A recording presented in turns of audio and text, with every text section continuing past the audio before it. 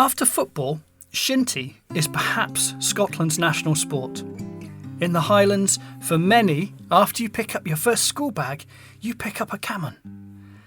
It's a tough game played on an open pitch. It's physical, it's fast, and at times ruthless. For the communities and teams that play it, it defines them. It is life. For this episode of Speaking of Suicide, I'm chatting with one of the sport's greats, Gary Innes. Gary captained Scotland in the annual shinty hurling matches against Ireland. He played for Scotland for 14 years, but his heart lies on the pitch at Fort William Shinty Club. But shinty has a dark side, a side that only recently is starting to be spoken about, because suicide among male shinty players is a real problem. In the 20 years that Gary played at Fort William, 6 of his teammates took their own lives. I'm Dan Holland, and this episode of Speaking of Suicide has been sponsored by HSBC UK. Thank you to them for enabling us to have this conversation. As part of HSBC UK's commitment to supporting the most vulnerable in society, HSBC UK has signed up to the Safe Spaces initiative, which aims to increase the availability of specialist support for people experiencing domestic abuse. Vulnerable people can now walk into any of HSBC UK's branches and access a safe space where they can seek specialist support and advice. Now, as always, Speaking of Suicide is meant to be open and honest. That's the whole point of it. But that doesn't always make for an easy listen. So remember, you can press pause. And don't forget, there is support available from Mikeysline, and I'll give their details out after we've heard from Gary. Now, Gary, I've watched shinty. I've never played it at all. It looks pretty brutal and tough to me. For anyone who's never played it or watched it, tell us about shinty. How is it played? Because it is tough, isn't it? Well, it's just one of those sports, Dan, that when people they don't have an understanding of it. I suppose it's like when a shinty player watches rugby and we watch these guys and girls clattering into each other at full pace, and you think, oh, geez, that's got to hurt. Well, shinty is the same as that when you don't know much about it. It's 12 guys versus 12 people on the field. To say guys play, girls play, there are different leagues set up. And the idea is, I suppose, like field hockey, to get the ball in the back of the net to score a goal. And I suppose traditionally, like football, whoever gets the more goals, the most goals wins. But with shinty, you can swing the caman as the club that we use above your head, and quite often you can connect with people accidentally. Some do it intentionally, but as long as the ball's there, then it's up to the referee's discretion to deem it a foul or not. Now, I mentioned you started playing as a young boy, Gary, but you're also an outrageously talented musician too. So was it always going to be shinty for you, or was music there as well? Well, thank you very much for that, and I'll definitely be crossing your handful of silver for that comment. But when I grew up in Speenbridge, a village just 10 miles north of Fort William, shinty was the only sport that was played in the village, and it was the only sport that you were allowed to play in primary school, which nowadays seems just crazy with all the opportunities that kids get, and which is wonderful, don't get me wrong, but for us in Speenbridge, if we didn't play shinty, we didn't play sport. It was as simple and as black and white as that. So shinty definitely came first. We used to go up and watch my dad and my uncles, and before that my grandpa, used to always play shinty up the field on a Saturday. So you would watch your family members playing it, you would watch the villagers playing it, and so from a very, very early age, it was ingrained in you that was the sport you were going to play, and that's what you were going to do. About 3 or 4 years later, at the age of 8, my dad, he also played the accordion and played a few tunes, and he said to me, "Look, do you want to learn the accordion?" And I was chuffed to bits. I thought that would be magic. Any excuse to try and be like your dad. So that was it. Off we went, and the lesson started from there. You're saying you grew up in Speenbridge. What sort of communities from the Highlands does shinty traditionally draw from? What are the shinty playing areas of the country? Well, I think nowadays the area really is the whole of Scotland, which has been wonderful. The Camanachd Association has been putting development officers all across the board, from right up in Wick and Thurso and Caithness to the east coast and down to the borders where traditionally rugby was such a stronghold. Well, we are finding more and more, especially juvenile clubs coming through and primary level, which is wonderful for the sport. But for us growing up, certainly on the west coast of Scotland, that's the shinty heartland. That's where it's kind of born and bred, and it's lived through generations and hundreds of years in these little pockets of communities where that was their social, they would work all week and then that was their release. They would play their shinty on a Saturday and then go for a few beers on a Saturday night and then back to work on the Monday again. And I think historically that's kind of been where the sport has been for so many years, especially in these little tiny pockets of the west coast of Scotland. What kind of atmosphere or camaraderie is there in the changing room, or was there in the changing room during your professional playing career? The laugh tells me it might have been kind of play hard, work hard. Yeah, I mean, I think with a sport like shinty or any sport, I mean, I always say to anyone, in fact, speaking to Bob McIntyre, for instance, Robert McIntyre, one of the top golfers in the world just now from Oban, and Bob is a huge shinty fan, and I was talking to him and saying, what's it like being on the road on your own? Not having that dressing room camaraderie, as you mentioned. You're going out there to play a sport, but you're very much focused on your own performance. And he was saying, it's rubbish. Having that, where he walks into the changing room when he plays with Oban Celtic, and having that other like-minded lads round about you, and the fun, the nonsense, the sense of camaraderie, as you mentioned, what was going to happen after the game, who had done what the night before, just all the usual things when you get 15 or 20 lads all together at a similar age, that, the nonsense just flows like nothing else. And again, that's not just in shinty, that's in every team sport around the planet. It's kind of why I think naturally we're drawn to it, because we're part of a big kind of sporting family. We've all got a common goal in winning and working hard towards that goal, but still it's really just about being together and having that natural sense of togetherness, I think. It sounds like you were a really tight bunch at Fort William Shinty Club. We were hugely tight. I mean, we trained on a Tuesday night for nearly 3 hours, we trained on a Thursday night for nearly 3 hours, and then you spent all day Saturday in each other's company. And then for the ones who weren't tied down with wives and kids in their younger years, then you spent all of the Saturday night with them as well. So there was a huge amount of time spent in each other's company, and there was very little that you didn't think you knew about each and every player that you played with. Now, I said at the introduction to this podcast that, over the years you played at Fort William, 6 of your teammates took their own lives. When did suicide first start to affect Fort William and the team and that tight group of guys? Well, it actually happened really, really young for myself. We were all 16 years old when the first player took his own life, and that was a huge shock, because in the area of Lochaber that I was born and brought up in, that encompasses Speenbridge and Fort William, and obviously Fort William itself is quite a large town, but coming from Speenbridge, a village of less than 1,000 people, we certainly grew up very, very sheltered, and I suppose like many little villages across Scotland and the wider world, of course, we grew up just before the internet, so we missed so much. I mean, what Mum and Dad told us was that was it. You didn't dare question it, and that was fine. So when suicide started becoming part of our lives from 16 onwards throughout the team,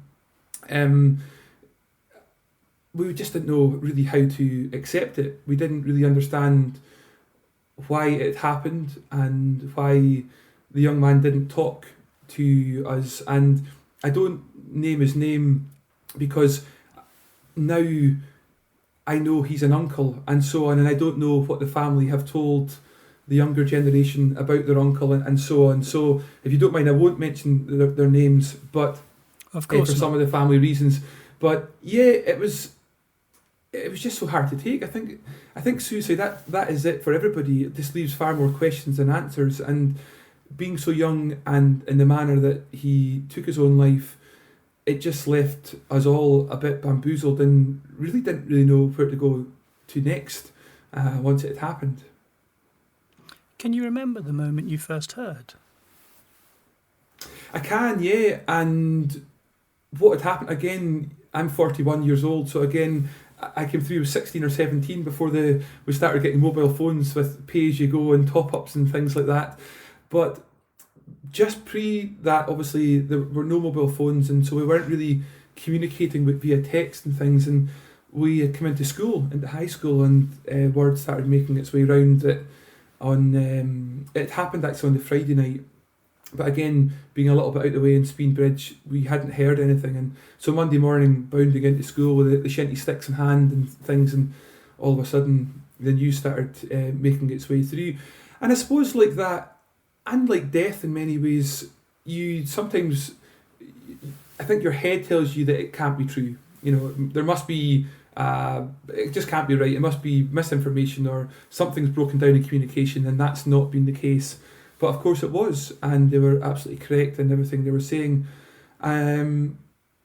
But, again, things have changed so much. Even at that point, not a single person spoke to us about it. Nobody said, now listen, guys, how are you feeling?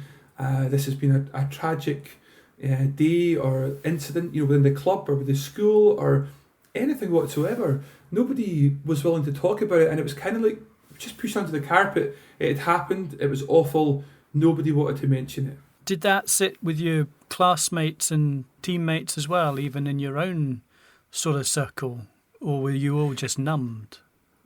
I think we were all numb, Dan, but I don't think we really thought any different, because this was the first time it happened in our age group. We were all aware that suicide happened quite often in the area. In fact, Lochaber itself's got a horrendous kind of 1 to 10,000 rate of suicides. And so we knew of suicide, of course, but when this was the first time it happened to someone that we really knew, were really close to, and certainly a sense of numbness was across us all. But again, I don't really remember talking to anyone about it.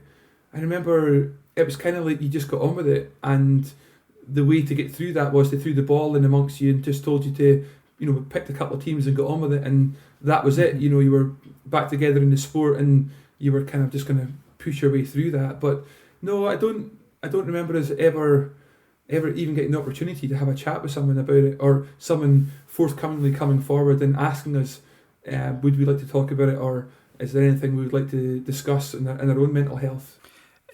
In many ways, I know as a country, as a nation, as a population, we've still got such a long way to go to trying to make a space that's comfortable for people to talk about their mental health. But even listening to you say that shows that actually we've already come a long way to where we are today, to making these conversations everyday and comfortable.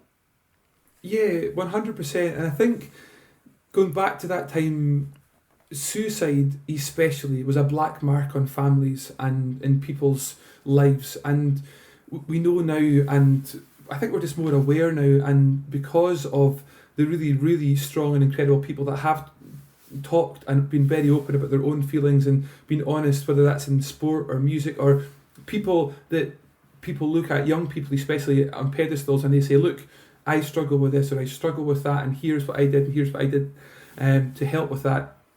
Being more open and honest is key to all this, and we've certainly found that out over the years. I think naturally, going back to that time, as I just kind of alluded to there, it was very much seen as a black mark on the family, and the families, I did a documentary myself on suicide a few years ago, and talking to the families about their sons that they had lost. They themselves, when it happened, felt like they were then trapped as well, as if it was on them. They had caused this, and then they couldn't go out in the street because they felt people wouldn't talk to them. They were looking at them funny. They were talking about them behind their back. Now, not all this was, of course, true, but that's how they felt. And I guess all those things just go on to exasperating the stigma that many people feel connected with suicide. Now, unfortunately, suicide kept coming back into within the team over the next few years. In your own way, Gary, and talk me through what happened over the next or the subsequent years after this first dreadful event. Well, unfortunately, it just seemed to snowball, and it just kept happening. It wasn't year on year and so on, but there was a group of 4 lads in the team that were very, very close. And when one of those boys took their own life, and there were some guys in the team that over the years you look back and you think, well, I suppose there were a couple of signs there, and there were others who were actively seeking medical help, and they had talked to their families. They knew that they were struggling. They were going to their GP and were on medication and so on, yet the result still ended up the same. It was the ones that didn't talk the ones who we had absolutely no idea whatsoever would turn up on that Tuesday night that I mentioned, the Thursday, all day Saturday, life and soul of the party, or very much, one of the lads in amongst it all the time, full of nonsense, full of fun, and then they just weren't there. And it just, even talking about it now, I've just so many questions. I've got so many things I want to ask them. That I would just love to try and understand. And I think naturally when someone close to you takes their own life, then the first thing you think is, well, what could I have done? What could I have done to help? And I think as a club, that was certainly going through all our heads was, what could we all have done? One of them took his own life, and I'll never ever forget his mum at the funeral, and we all carried him out with our Shinty jerseys on and everything, and his mum said, please, to every mother and father out there, go home and hug your son and daughter. It doesn't matter what they've done in life or if you've had a fallout. Please just go home, give them a big hug, tell them that you love them, because I'm never going to get the chance to do that again. And those words will resonate with me to the day I die, her voice cracking and breaking as she delivered a message that honestly was like a punch in the heart and the chest at each and every person in that place. And so when less than 2 years later, one of those 4 lads that were in the group that were just so tight-knit. Now after that, once Drew had taken his own life, the other 3 made a pact, and they said, if we're struggling at all, in any way whatsoever, we talk to each other. And one of the lads actually stood up and said, a number of months later, listen, I am struggling, I'm really struggling. And the boys helped him get help. And we knew this in the club, and it was, great. We were very proud of them, and, the pact had made, and we thought that was magic. And so when one of the other boys, who I won't mention his name if you don't mind, just because I know his family sometimes don't like me to talk about him, mention his name, he then took his own life. That was the biggest and most, it just felt like the world had imploded for myself, because, and I'll never forget the day getting a phone call to you, and it was just like, what is happening? We've been through this so many times already. He was so close to Drew and his family and his mum. He witnessed firsthand the devastating effect it had on his family, and yet he felt that was his only way out, was to end it all. And that had me in bits, to be honest, because I thought, if he can do it, if he's feeling that way, then nobody I know is safe. Nobody I know is, if he can hide it that much, that he's struggling that badly, then I was worrying for everyone. I was worried for my mum and dad, my brothers, my family, my wife, everyone. I just didn't think anyone was safe. And yeah, it's over the years, as I say, it got tougher and tougher, and I think with the club, it was recognising, obviously, this was happening, and with each death, there was certainly more understanding happening, not just in Lochaber, but around Scotland and the wider world about suicide and the implications, and exactly what pushes someone to the brink.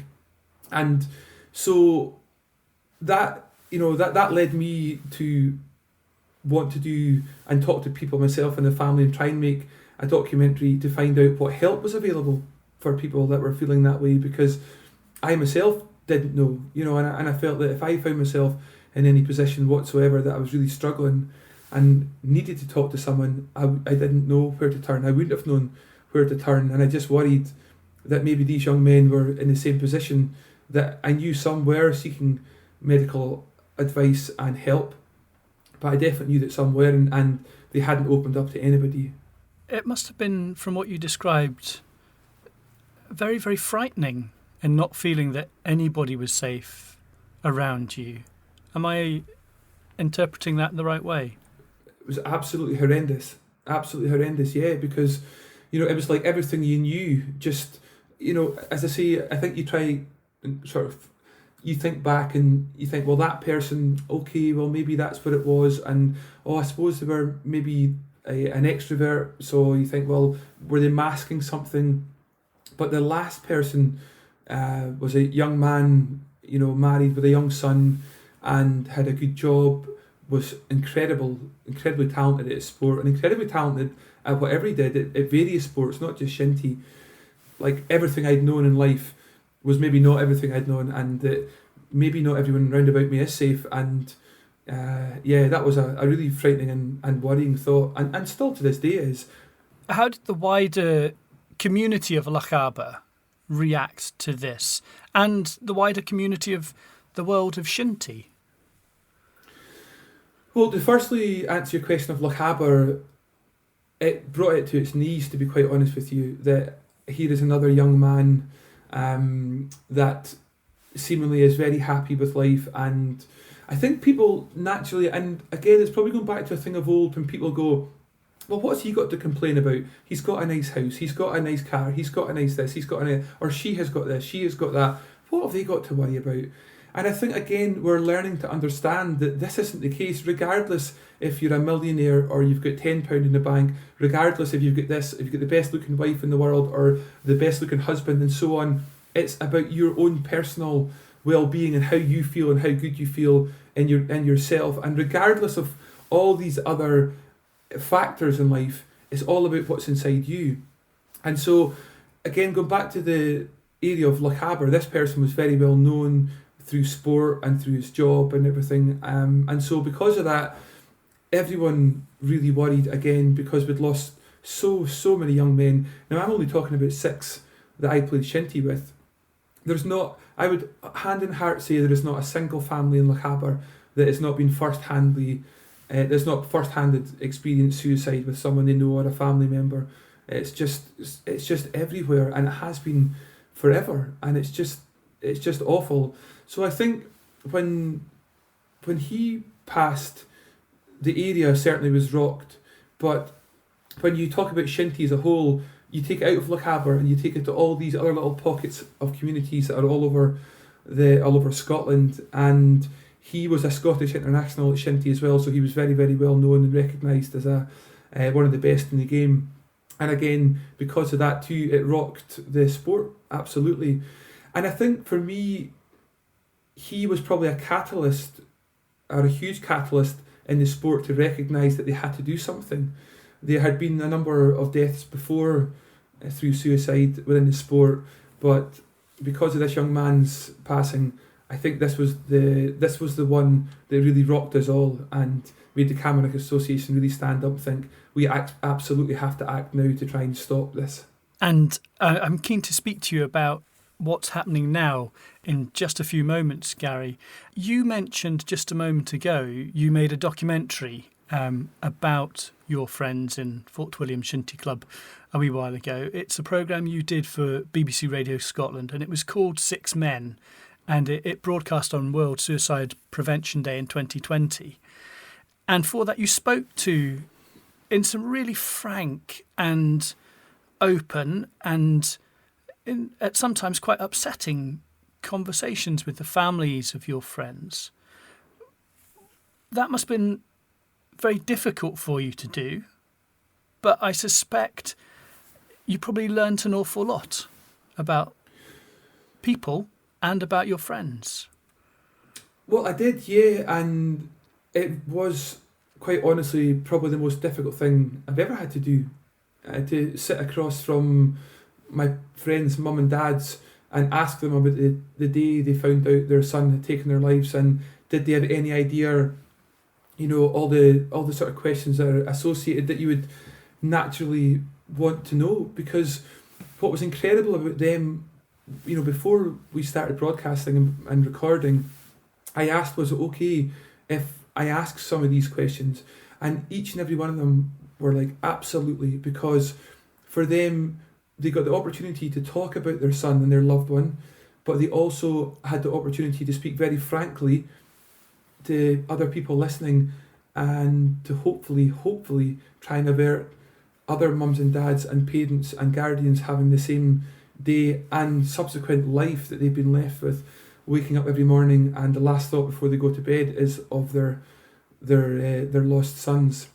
And so I thought the way they answered was incredibly dignified, and how open and honest they were about their own feelings, and how they reacted, how their family reacted, how the wider community reacted to the news. And I think, yeah, there is no question that when you talk to someone who has lost a loved one to suicide, there is a certain expression and just bewilderness they have of they just want to try and help. You know, they've gone through the process, they've lost their loved one, and now they're just trying to help others either deal with their own experience of if they've lost someone and they're trying to help how they get through it, or just trying to avert it happening and saying, look, these were the signs that I experienced, so if you're having the same signs, or if you're really worried, then please seek assistance, and here's how to do it, and so on. So yeah, Dan, it was absolutely the hardest thing work-wise I've ever had to do, for sure, but having walked away from it on reflection, I think I can honestly say it's been the most positive and best thing that I've ever done as well, because of the reaction that the documentary got, and how many people actually reached out that I'd never met after the documentary, said they listened to it. Either they were now seeking advice, or they were seeking help for their sons or daughters, and you know, they said themselves that they knew there was problems with them and they were really struggling, but they weren't willing to address it because they didn't want to open Pandora's box, as it were, and delve in. They were just more than happy to let them get on with their lives and hope that they would come and speak to them if they were ready. But as we know ourselves, some people never get to that and need to be prompted and need that wee cuddle, that shoulder to cry on, or someone to openly ask the hard-hitting questions to hopefully give them the help that they deserve.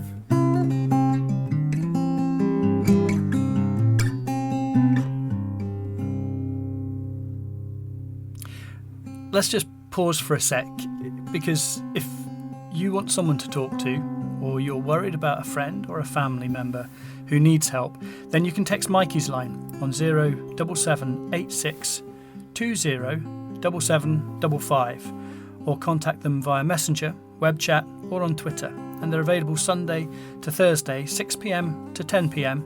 and Friday to Saturday 7 p.m. to 7 a.m.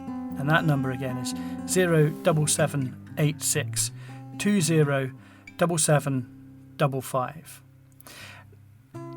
Gary, let's look at what's happening now and what we can do going forward, because Mikeysline have recently formed a partnership with the Camanachd Association, that's the world governing body of Shinty, to try and address mental health support in Shinty and playing communities around the country.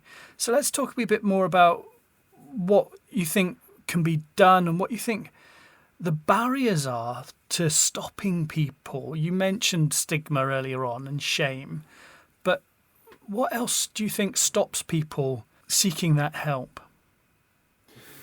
I think fundamentally no one really likes to admit that they're maybe not feeling okay. I think lots of people think, I'll be better tomorrow, I'll feel better tomorrow, I'll feel better next week, or I've just gone through a wee phase. And I think that's correct. There are people who do go through little ups and downs and they come out the other end fine. I think it's recognising within yourself that if you're struggling and you're maybe not coming out the other end as quickly as you would like, or you're in that situation at all and this is new to you, then you try and open up and you try and speak to someone. And again, there are many ways, doing the documentary that we briefly touched on, there are many ways we can do that. Of course, there are friends and family, but some people naturally might feel that I don't want to, open up and be as honest with my friends and family in case they think differently of me. And again, I think, if nothing else, you're a far braver person opening up and being honest with your friends and family like that. No one's going to think anything less of you. In fact, quite the opposite. They're going to think how brave you are, and they will absolutely work their socks off to get you the assistance and help you need. You can be sure of that. Now, pitchside banners are going up on Shinty fields around the country with Mikeysline's number and how to access their web channels for support.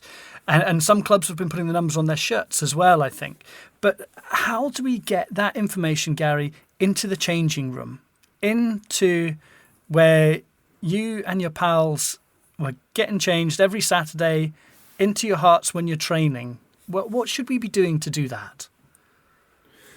I mean, that's a really hard question, because it's not just in shinty, that's across all sports that people really should be looking at how they can manage to, I suppose, get that number, for instance, off the barrier and into someone's phone, because it's wonderful and that's great to know that that number is available. But on a Saturday afternoon, if you're sitting watching your pals playing shinty, or if you're playing shinty, that number is probably not going to stay in your head before someone's shouting at you that your man's running away from you or the ball's coming your way.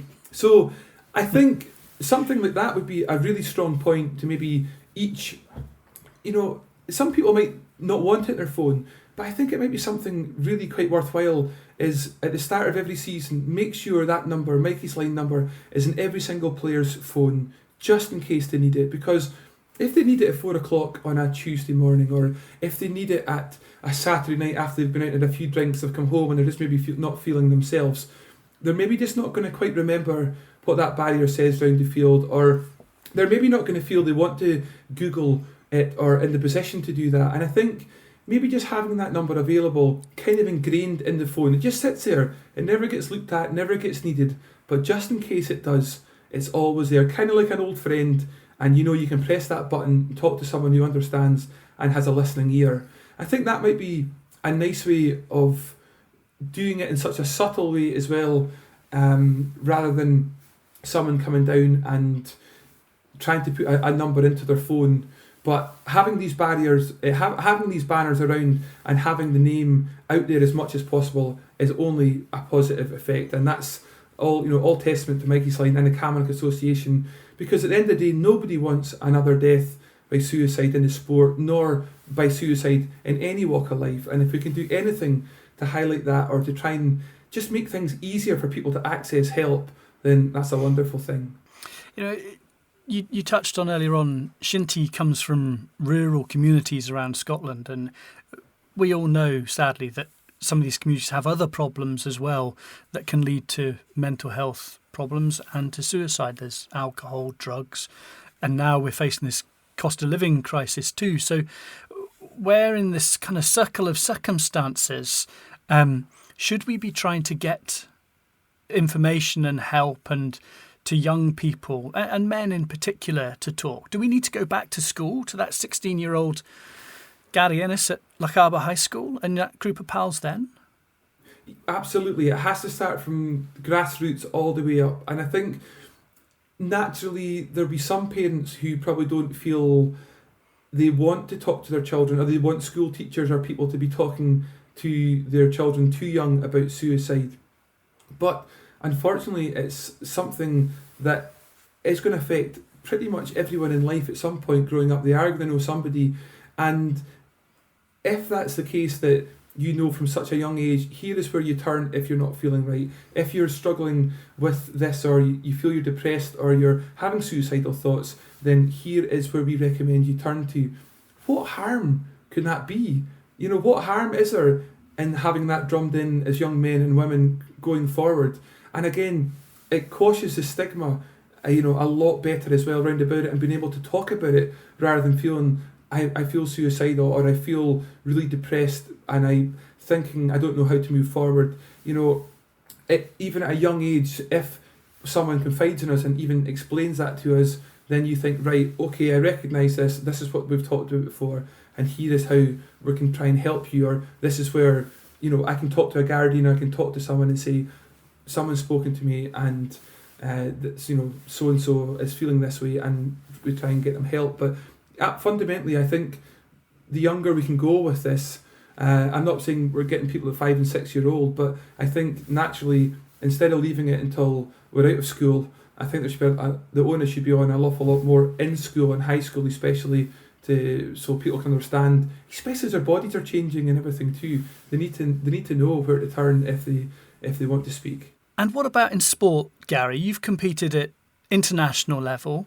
What kind of environment should we be creating in our sporting teams, in our clubs, starting at the very top to try and address this? I think regardless of what changing room you walk into, male or female, you feel very much part of a group. You feel very much part of a team, and that's the way it should be, and that's why we play team sports. How we get mental health talked about more openly and honestly in those environments is going to be tough, because we have some people who are, like we touched on, more susceptible and open to talking about their feelings. We have others who don't, and we have some in the middle who they give you a little bit but they don't give you the full story. I think knowing though that not everyone in that changing room, regardless, statistically, if you walk into a changing room full of 15 different men or women, there are people who are absolutely going to be struggling, and there are going to be people who aren't, and there are going to be people in the middle. I think fundamentally to understand that you're all pals and you're all playing in the same team, but once you come off that field, there are people that are having different challenges and different crises in their life, and that they're trying to work through.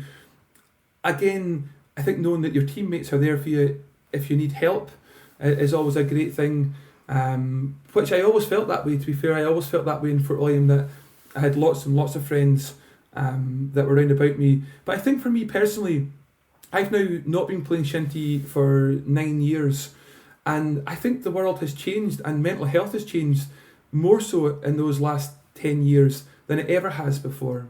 And so I don't feel I'm in a current situation in terms of changing room chat and the locker room chat of what's going on like it was 10 years ago.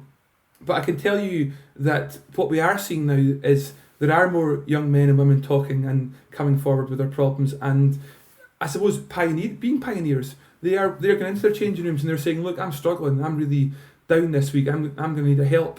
And I know that's happening, which is really tough on the people that are feeling that way, but they're open and they're being honest, and their teammates are rallying, going, thank you for being honest, and they're giving that wee extra bit as well to try and help them on and off the field. And I think the more that we can make people feel that that's okay, then the better that's going to be for everyone. I couldn't agree more, but it sounds like we need to keep on supporting those conversations and helping people feel empowered and enabled to have those conversations, to open them up, but also to be there to receive them for their friends. Yeah, and that's where maybe having a professional coming in on a kind of one-to-one basis with each club every 3 months, it doesn't even have to be every month or so, I think would be a wonderful thing. I also can appreciate though the NHS is stretched already, and everyone else who works in the public health and mental health sector is stretched to the limit. I don't know if that is even a possibility. I know Shinty themselves started having chaplains, and Kyle's Athletic were the first to have a chaplain to come in and talk as a one-to-one kind of confident thing. They're saying whatever you say stays here, and we'll talk it through with the chaplain, and that I believe was a great success. Not every club has someone like that or willing to put themselves forward. Not every club has players who are willing to accept that and to go and talk. So again, we are going through change, Dan, and it's all for the better and a positive change. And I think the more we have conversations like we're having today, then the more people can feel like it's completely okay to have that conversation with somebody else too. Now, I said earlier on that you're an incredibly talented musician. You're a world-renowned musician for people not in traditional music circles. But you wrote a song about your teammates, didn't you? Tell us a wee bit about it, Gary, as we listen to a short bit just to end our conversation today. This is called The Dream Field, and one of the last conversation I ever had with one of the young men that I was talking about, the one that I didn't want to name. We saw each other in the pub, and he was in brilliant form. He bought me a whiskey and he passed it over, and we cheers to each other. We hadn't seen each other in a couple of months, and he said, "Here's to you and here's to me." I can smile and laugh with you, share a memory at the bar, and I hug and hold and talk of old, but inside my mind's afar, far from the dream fields where thoughts were swung aside. The black dog now wants to walk, leash pulling at my side. far from the dream fields, where life will carry on, far from the dream fields, where there's no right or wrong, far from the dream fields, where we meet our history. Until we meet again, my friend, here's to you and here's to me. And that was his parting words, and 2 weeks later he was no longer with us. And I remember sitting at the piano and just thinking, you know, of all the loss and sadness and suffering over the years through the sport and the lads that we have lost. I started putting some pen to paper and wrote this song, The Dreamfields, all about the great days that we've had up and down the country and all those different fields. And you know, I came through Fort William at a very lucky time. We worked very hard, but we were very, very successful. You know, we won every trophy in the competition in Shinty and with some of those lads. So they played at the highest level, and they were, yeah, we had some incredible days, incredible memories, and days that will certainly live with me for the rest of my life. And I just wanted to try and put some of that down on paper and try and understand that for me and them, we walked on a Saturday and played, but they must have had all this other struggles and things going on in their life off the field that I just didn't understand, or we didn't understand. Gary, thank you. Thank you so much for being so open and so honest today on Speaking of Suicide podcast. Dan, thank you very, very much for having me. It's been a pleasure. Door unlatched to my abode. A reminder of Mikeysline. If you or someone you know needs help or advice, you can text 07786 207755 or contact them via Messenger, web chat or Twitter. They're available Sunday to Thursday 6 p.m. to 10 p.m, Friday to Saturday 7 p.m. to 7 a.m. Now here's Shona McPherson from Mikeysline with a few thoughts for you to mull over. Gary started off saying no one wants to talk about it when he, at 16, lost his friend and his Shinty colleague to suicide. And then in the interview, Gary, and in his life, Gary is doing just that. He is talking about it. He's talking about mental health and suicide and his grief. And through his radio documentary, 6 Men, through his interview just now, it sounds like the conversations are changing in the Shinty rooms to some extent. So through people like Gary being unapologetic in their pain and their grief, that is where the conversation is changing. Our Highland culture is strong and it's wonderful in so many ways in the traditional music and in sports like Shinty. But our Highland culture is problematic in many ways also, particularly where we believe unhelpful ideas about masculinity, about the things that we can and can't talk about not giving ourselves permission to say that we're sad or we're unhappy or even that we feel suicidal. If that's seen as a weakness in our culture, that is a massive problem. And also in our culture, drinking our worries away. These are the parts of our culture that it's so important that we have conversations to change. And the fact that Gary is someone who is very much part of that culture through the traditional music and the Shinty, it's incredibly hopeful and encouraging to have his voice as part of that. And Far from the Dreamfields, that song, whoa, that really hit me. I'm sure it hit you also listening. Just that idea that all of the struggles that those players had off the field, that Gary couldn't understand, that others can't understand. On the outside, someone can look like they're living their so-called best life, and inside, things can look very, very different. We can't tell by judging from the outside, so it's all of our jobs to create conditions where we can have these safe and helpful conversations about our mental health. Thank you for listening. Huge thanks to Shona and all the team at Mikeysline for the work they do. This episode was sponsored by HSBC UK. The podcast platform is supported by D&D Paving. Please do like, share and comment about the podcast. And if you want to get involved by sponsoring an episode or telling your story, get in touch with Mikeysline. Speaking of Suicide is an adventurous audio production. The intro music is Nana by Tom Ireland, and The Dreamfields is written and performed by Gary Innes. So until we meet again, my friend, here's to you and here's to me.